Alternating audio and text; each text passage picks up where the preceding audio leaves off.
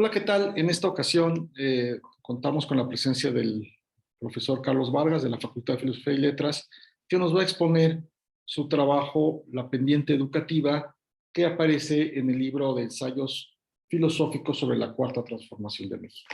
Bienvenido, maestro Carlos Vargas. Adelante, por favor. Muchísimas gracias, querido Guillermo. Pues de veras es un placer, un gusto y un honor poder estar aquí contigo, con tus estudiantes en este seminario para poder dialogar sobre este trabajo que presenté.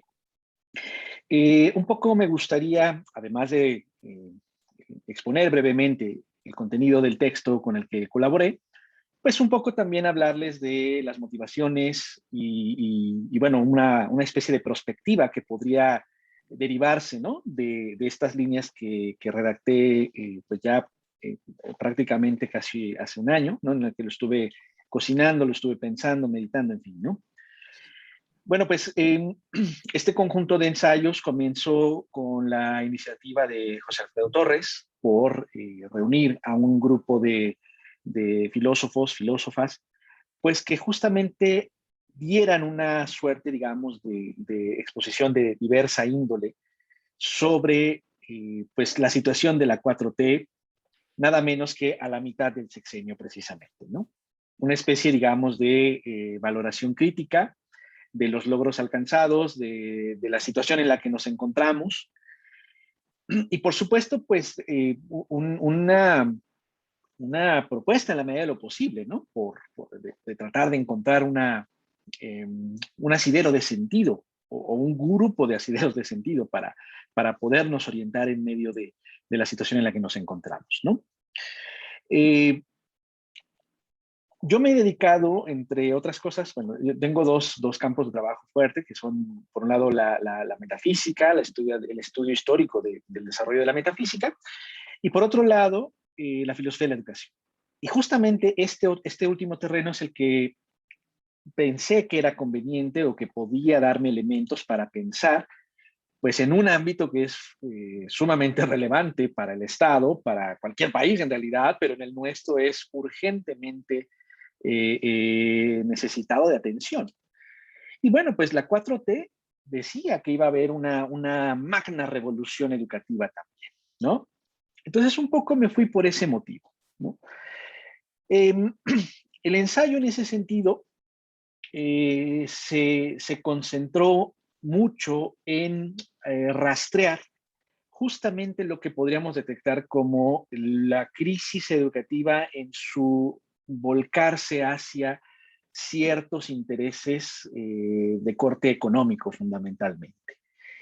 Y un poco lo que me motivó a indagar sobre este tema fue pues que justamente la 4T decía que iba a haber una revolución, una reforma educativa decisiva, no acorde a las grandes expectativas o ambiciones que tenía en su origen, la 4T. Y bueno, esto me llevó a indagar, bueno, cuáles han sido los grandes progresos en la cuestión educativa de la 4T y cuál es la historia del problema pues, que quieren subsanar precisamente. ¿Sí? Esto me llevó al reconocimiento que, bueno, el problema en el sector educativo, en el Estado mexicano, pues bueno, se remonta prácticamente hasta los años 70, ¿no? Incluso los años 60 del siglo pasado, ¿no? Entonces, bueno, hemos pasado en realidad por una serie de reformas educativas en el terreno legal, en el terreno del artículo tercero, y desde luego esto lo que implica, pues, sus implementaciones, ¿no? En los sectores educativos básico, medio superior e incluso superior, pues que obviamente han tenido que hacer las adecuaciones en relación con esas reformas educativas, ¿no? Entonces, en el artículo, una primera sección, pues justamente lo que intenta rastrear es esa pendiente, un poco el título de la pendiente educativa, quiere jugar con esta inclinación, efectivamente, ¿no?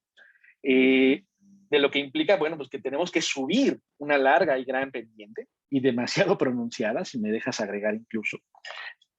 Y que, bueno, obviamente esto ha implicado que estamos, digamos, en un fondo, o hemos caído, o hemos bajado en cierto sentido. Entonces, un poco quise rastrear hasta dónde ha bajado el problema educativo Y esto pues me llevó a observar que, bueno, desde los años 60, desde los años 70, el sistema educativo ha sido tremendamente afectado, ¿sí? Y lo fue porque quisieron los gobiernos en turno darle un giro, una nueva identidad respecto del sistema educativo que se venía heredando prácticamente desde Vasconcelos, ¿sí? Pero claro, ese momento educativo que viene desde Vasconcelos hasta prácticamente los años 60, ¿sí? Era una educación que lo que buscó, y a mi juicio logró en cierto sentido, pues fuera las bases de una identidad nacional dentro de un Estado que se estuvo construyendo, efectivamente, ¿sí? Los años 30, 40, 50 inclusive, todavía lo recuerdan muchas personas, ¿no? Siguen vivas, como un momento en donde la escuela tenía una gran calidad, donde la escuela tenía, pues esto, una perspectiva bastante ambiciosa y que lograba inspirar incluso. Y de pronto tuvimos un colapso, ¿no? Y claro, ese colapso comienza con los años 60, 70, ¿no? Cuando trataron de adecuar el modelo educativo hacia los grandes movimientos socioeconómicos globales que se estaban viviendo entonces, ¿sí? Entonces, es a partir de esa década de los 70 que el sistema educativo comienza a tratar de adecuarse todavía más, ¿sí?, a los intereses del modo en el cual el mundo se está desarrollando desde una perspectiva económica, ¿sí? Y entonces empiezan las reformas que se van sacudiendo la idea de una educación que fomente una identidad nacional para darle una identidad más bien a la educación de corte progresista, de corte, vamos, de emprendimiento, aunque para esos años todavía no se usaba ese término, el emprendimiento, pero ya iba en esa dirección, ¿no? Me apoyé bastante en este rastro histórico en el libro del investigador de la UAM, Carlos Ornelas, que bueno, él ha hecho una serie de textos donde va rastreando precisamente históricamente con documentos en mano, con la ley modificada y los diversos momentos en los que esto ha ocurrido, pues justamente cómo es que ha avanzado ese proceso de transformación educativa. Y bueno, él precisamente observa que en los diversos sexenios que van desde los años 70, digamos, después de Díaz Ordaz, concretamente, ¿no?, hasta prácticamente la transición en el poder con el panismo de Fox y de Calderón, lo que observamos son una gama de reformas educativas que están en constante tensión entre ese progresismo empresarial y un intento por mantener una educación que se afiance sobre los valores identitarios del país. Ahí comienza esa tensión, ¿no?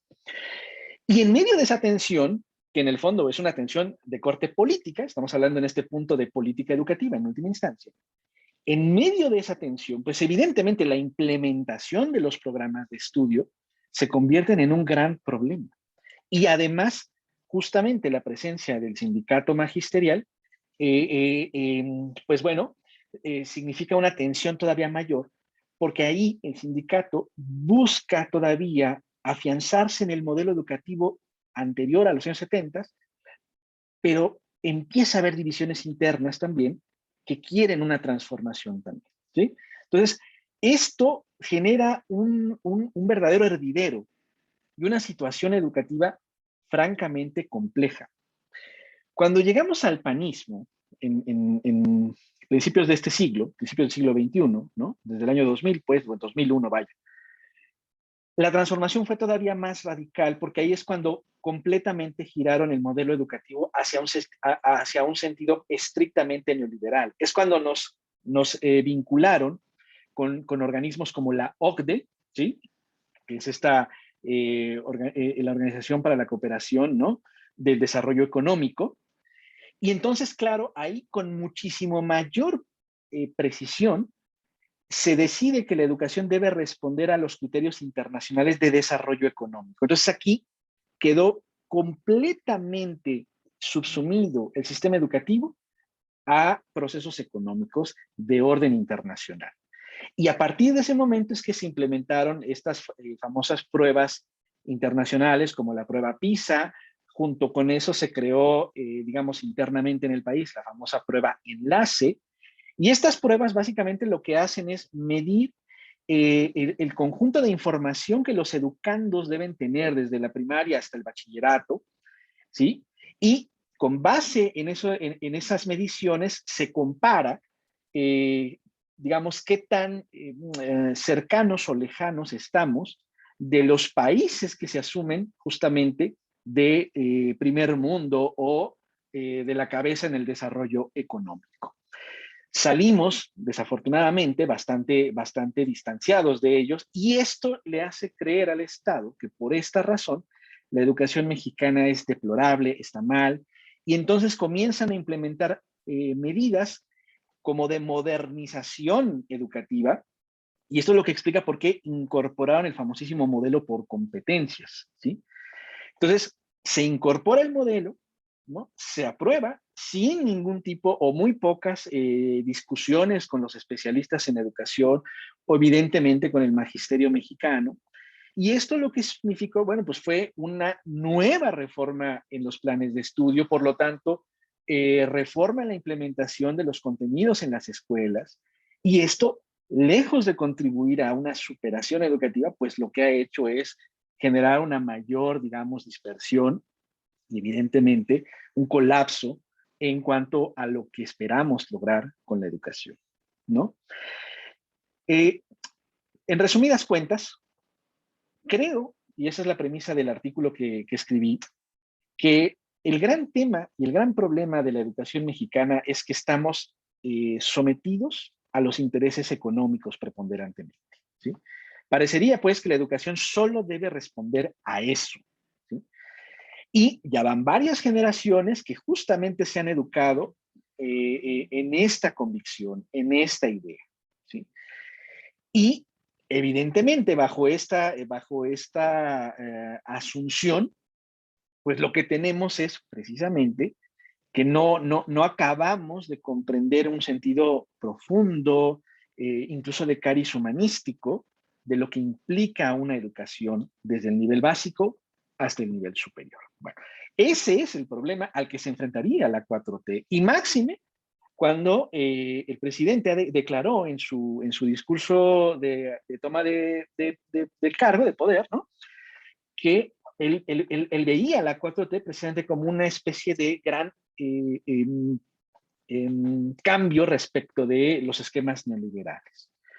Lo que observamos, sin embargo, es que en el terreno educativo no ha habido tales cambios. Claro, ha habido cambios a nivel legislativo educativo. Hubo, y lo menciono en el artículo, desde luego, y me parece que está muy bien, es digno de celebrarse, la incorporación, por ejemplo, de las humanidades, la filosofía, ¿sí? La música, explícitamente, las artes, desde luego, pero con mayor énfasis la música dentro de estas, ¿no? Como parte de aquello que debe ser ofrecido en todos los niveles, ¿sí? A la sociedad mexicana, ¿no? Todos los niveles educativos, quiero decir, ¿no? Incluso en el nuevo artículo 3º ya se habla de una perspectiva de género, lo cual está muy bien, ¿sí? En el artículo 3º vemos que trataron pues de inmediato de hacer la reforma, ¿no? Pero en la implementación todavía estamos en ciernes, ¿no? Es decir, eso que está ya en la ley, en la implementación no ha logrado aterrizarse suficientemente. El siguiente paso, después de haber reformado el artículo 3º, era la creación de comisiones, ¿no? Comisiones amplias en todo el territorio nacional, en donde iban a participar padres de familia, obviamente maestros, autoridades, para evaluar, para repensar los planes educativos. Tengo entendido que efectivamente se llevaron a cabo algunas comisiones de esto, ¿no? Creo que no han concluido todos los estados, pero tampoco ha sido muy claro cuál es el tipo de planes de estudio, si ya hay, digamos, resultados más acabados, más concretos, y sobre todo si ya se están implementando estos. Para colmo, la reforma educativa se vio detenida pues por la COVID-19, ¿no? O sea, la pandemia vino pues a hacer todavía más complicada el proceso de evaluación, de reunión y evidentemente de análisis. Entonces, lo que tenemos es una serie, digamos, de actuaciones sobre lo educativo demasiado apresuradas, a mi juicio, y que exigen muchísimo mayor detenimiento, mayor comprensión de las situaciones, por un lado sí, nacional, pero por otro lado local de cada región del país, ¿sí? Y eso es un trabajo hercúleo, está muy grande la labor que se tiene que hacer, ¿sí? Y es obvio, a mi juicio, que una reforma con las pretensiones que tiene la 4T, una reforma en terreno educativo, quiero decir, no va a ser suficiente en un sexenio. Esto es algo que se tiene que asumir como largo plazo, bueno, mediano y largo plazo, ¿sí? Y esto implicaría, inclusive, que la reforma educativa tendría que trascender, ¿sí?, a quien esté en el Ejecutivo, ¿sí? Entonces, la reforma educativa en ese sentido, si la 4T es prerrogativa, lo pongo como condicional porque es una hipótesis, si la 4T es, digamos, la bandera de un sector político, pero no de los demás, y de ella depende la reforma educativa, ¿sí? Creo, y esto sería una perspectiva, una derivación de lo que puse en el artículo, creo que la reforma educativa tiene que trascender entonces a la propia 4T, porque esto no puede depender de quien esté en el poder en turno. Aquí, bueno, es un poco arriesgado lo que estoy diciendo, pero bueno, pienso que esto es así porque se está jugando el futuro de la nación. En última instancia, todo el problema educativo tiene que ver no con qué tantos contenidos de conocimiento vamos a obtener los mexicanos, sino que nos estamos jugando el futuro de las generaciones que vienen de nuestro país. Y por tanto, estamos jugándonos el futuro de nuestro país, ¿sí? Entonces, me preocupa todavía, era una preocupación que tenía cuando estaba redactando el texto, que el problema educativo, ¿sí?, no parece estar siendo tan atendido o con la profundidad que se debiera como otros aspectos de la política de la 4T. Y esto sí que es grave, porque, insisto, se están jugando el porvenir de esta nación, ¿no? Entonces, bueno, ahí estaba la cuestión. Ahora, la última parte o la penúltima parte del artículo, planteaba yo que, bueno, una pregunta expresa que se hacía, bueno, ¿y la filosofía cómo puede contribuir en esto, no? Y desde luego no tengo una respuesta acabada, definitiva, ¿no?